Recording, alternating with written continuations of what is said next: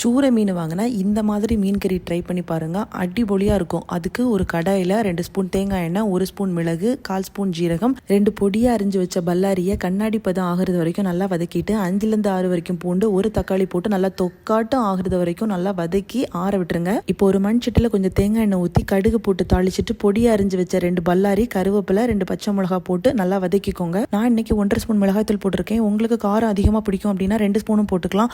1/4 spoon மஞ்சத்தூள், 1 spoon மல்லித்தூள் இவ்வளத்தையும் போட்டு நல்லா வதக்கிட்டு ஏற்கனவே ரெடி பண்ணி வச்சிருக்க மசாலாவை நல்லா ஃபைன் பேஸ்ட்டாக அரைச்சி அந்த மசாலாவையும் இதில் ஊற்றி நல்லா மிக்ஸ் பண்ணிக்கோங்க.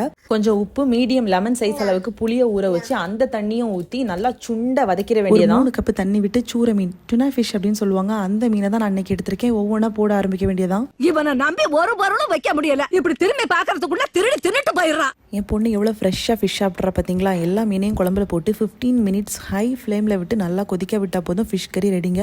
One of the